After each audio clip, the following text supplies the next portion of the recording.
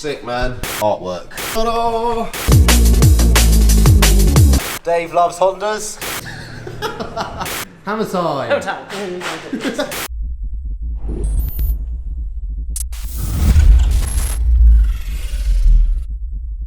Good morning, you absolute lovelies. Welcome back to another sick Monkey episode. Today we are going to be doing something which you guys have been asking me for the last 6 months. Most videos we see a comment saying, Monkey, where is the Civic? As you guys probably saw previously, the B18 Turbo lasted 7 days.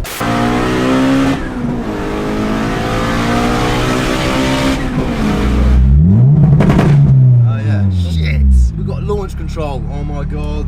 It's gonna go terribly wrong, viewers.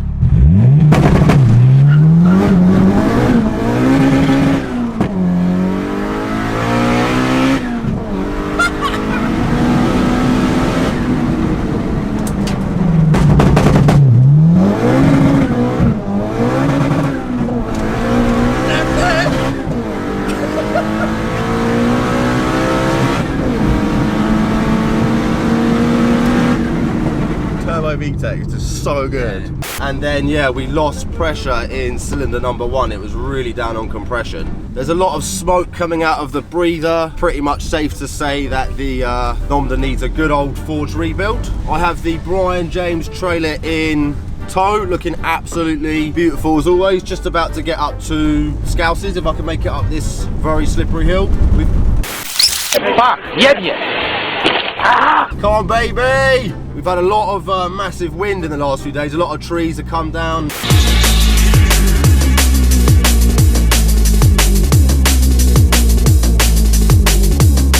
And it's been carnage really in the last couple of days, but it seems to have finally sort of settled down now. Once I get to Scouses, we will show you guys the car, kind of where she stands now, and we shall start to remove the engine. Cool, verytight.com.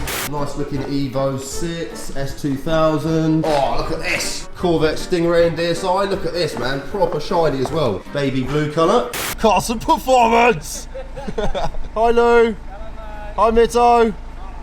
Midnight purple R33 GTR down at Scouses. I do love this colour, I'm not going to lie. I believe this is a midnight purple 1, is it? Is that the darker of the lot and the 3 is the lighter? Or which way does it go? Feel free to let us know. Nice to see it hasn't actually got a huge amount of sort of aesthetical mods. It looks really, really clean, this. Lovely R34 saloon on the old ramp.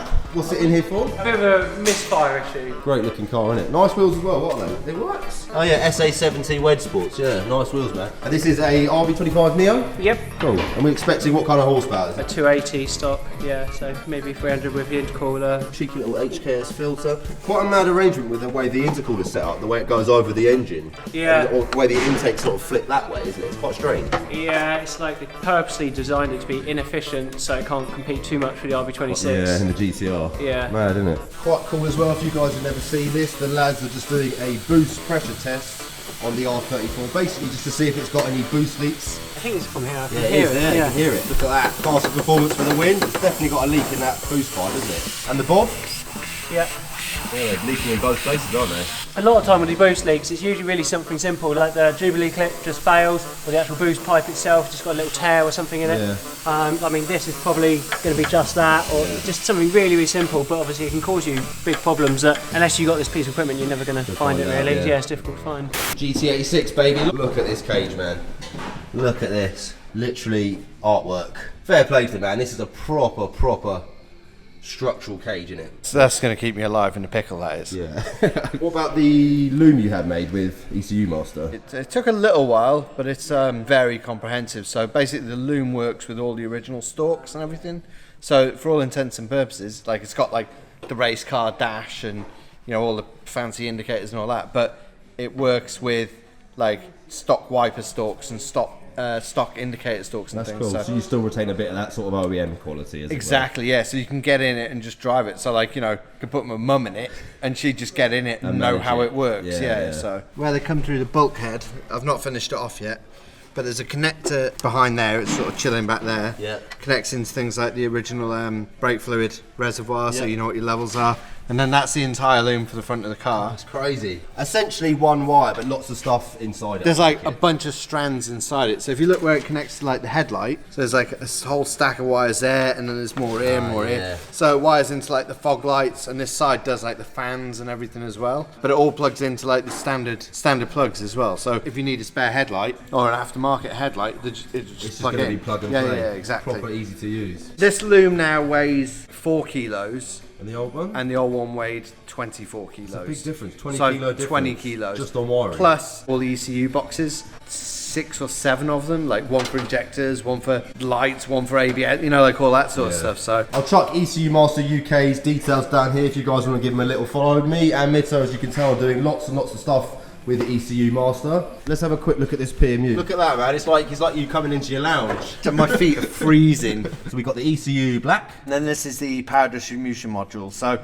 basically you've got one power feed in, effectively one power source in, and everything is controlled through that. Scousy's also got Danny Neville's Laurel on the ramp, which is really, really cool. I believe they are replacing the turbo with a slightly larger unit. Work equips on it as well. Really big fan of those wheels. God, look at these.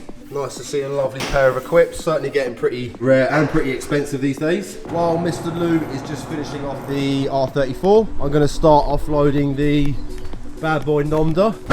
Right, here we go. Ta-da! Nomda Civic.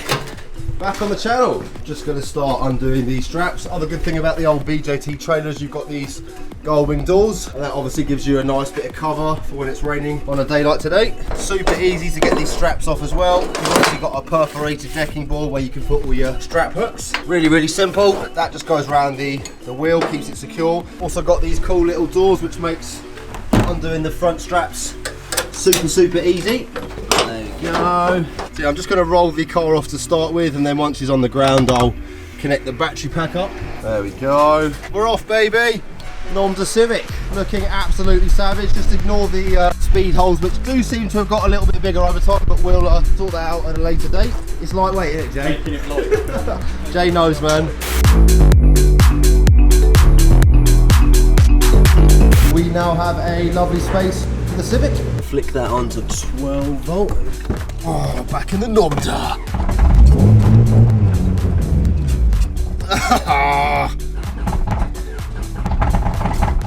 Oh, she started, yes. No, oh God. Not a great idea to do it on the starter motor, but let's go. Yeah, as you guys can tell, she is struggling to start. Oh, what a mish, poor Nomda. You guys probably couldn't tell when I was driving it in, but there's a huge amount of oil smoke coming out of the breather here. If we also look back to the previous episodes, you'll remember I did a compression test on all the 4 cylinders. I believe these 3 were all 250. This one here was 50 psi, so obviously there's a problem with this cylinder. First port of call is to get the EK in the air. Once it's up, we can start tackling some of the ancillaries underneath the car. Civic is now in the air. Quick little inspection underneath. Fingers crossed it's not getting too much more rusty. What are you saying, Scouse? CV boot clips come off, it's spread grease everywhere. I hate that mess. Look at right at the top there, look how messy it is. Yeah. Brakes are actually pretty decent on this, to be fair, man. I'm glad we put the DC2 cannons on it, because otherwise we might be in a bush somewhere. We'd probably be dead by now. But Dave loves Hondas. To be fair, actually, Scouts, the chassis is actually in better condition than the bodywork. There's more rust on the outside of the car than there is underneath it. There is, isn't there? And there's a few little holes and stuff here, rust bubbling up here. And that bit's started to get quite crusty. Quite an important part, which is often overlooked, is these fuel tank straps, which you see here. Always a good idea just to make sure they're in good condition, because if they do get rusty over time and they snap, it can cause you to have quite a bad accident. Maybe over time we'll look to do things like the ball joints as well, replace all the anti-roll bar drop links and some of the D-bushes, try and sort of tighten the chassis up. That's the only thing I'd say kind of lets this car down at the moment, is the handling. So the first thing we do while we're under here, we drain the coolant. Nice easy drain plug there, so we drain that out. Then once that's done, we can disconnect the bottom rad hose. Then whilst that's draining, we disconnect the exhaust, gear linkage, and then that should have drained out. We can take that off and we can lower it down and go up the top. That's the drain plug. Cheers, Gams. So just need to go up to the top. I'll take the cap off, and that will allow it to release the pressure. And it should all drain out of that. We're in. Right, so that's the coolant draining out. Next up, we're just going to remove the shifter linkage. Oh, she's tight, isn't she? Well, it'd been easy if I didn't get my fucking toffee hammer out. So literally I was like, what's the smallest one I got in my box? So yeah, exhaust is off, gear link is off, still waiting for that. Might as well get the drive shafts out and then we are pretty much done under here. Wheels have now both been removed. This AD08 actually has a small slow puncture somewhere, so at some point I will get a chance to repair that. Next up, we're going to start removing all of the drive shafts from underneath. Something tells me that hub nut's pretty tight, Scouse. You got more power than Scouse. Yeah, Milwaukee gun. Right, Lou's coming in with a cheating tool. Basically that little thing's got more power than... Well done, Scouse. That ball joint was tighter than me. Right, that's the ball joint out of place thanks to Scouse's absolute manpower. We couldn't actually get enough leverage on the ball joint, so we're just going to undo the lower shock mounts, and then yeah, that will give us enough room to pull the lower arm down, and hopefully we can get the ball joint out. Right, that's the hub out the way. Oh, there goes the Don't mind me, your CV joint fucked. Yeah. Right, that's the drive shafts out of the way. That's the inner CV. Hammer time.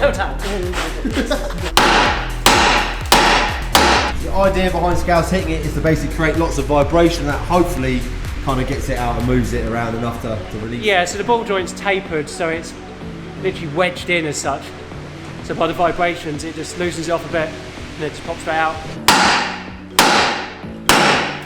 Oh, skills!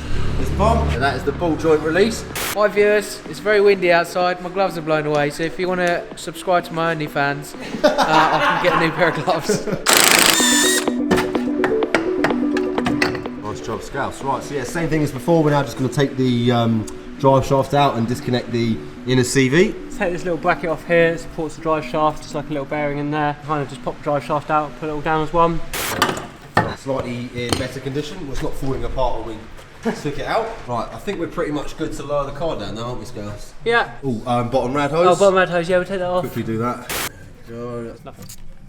We're just going to undo this intercooler pipe. That's a good thing with having a ramp, isn't it, really? You can get, I mean, you can do this on the floor at the end of the day, but you just get so much more access. Well, actually, it's quite clean in there. It just seems to have built up around that pipe. Yeah. To be fair, you will get a little bit of oil residue. You get every residue, now and yeah. again. Yeah. Car is now back on the floor. First thing we're going to remove is the coolant reservoir.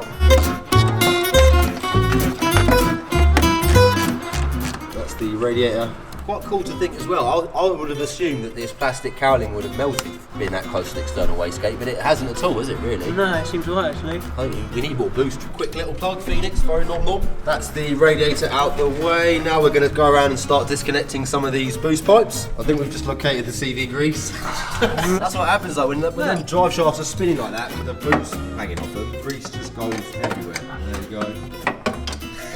Why do you want the silver pipe, Scouts? Boost pipe is all out the way. Next up, just going to take the strut brace off.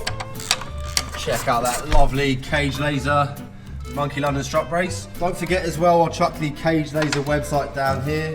I've actually got a 10% Monky London code running on all of the Cage Laser products. If you would like to get some extra rigidity in your life, feel free to give them a shout. Really nice bit of kit this as well. Cheeky custom logo, all freshly powder coated in black. Good looking welds as well. Don't forget as well, Cage Laser have a massive variety of different braces and cages on their website. That is pretty much everything we're going to do for today. We're going to be cracking on again tomorrow morning. There's not really much left to do, is there? No, pretty much just basically disconnect the fuel lines, disconnect the fuel electrics, engine mounts, hoik it out. Sweet, man. Mr. Scouse, absolute legend. Thank you very much, sir. Mr. Loz, love you. Hopefully you guys have enjoyed seeing the Nomda back on the channel. I know a load of you guys have been asking me pretty much every video, Monkey, where is the Civic? Well, the Civic is back in play. I'll be back down here tomorrow morning to carry on with the Civic. Once the engine is out, we're going to be seeing our main man, Mr. Dave, for a full forged rebuild. See you guys tomorrow. Peace.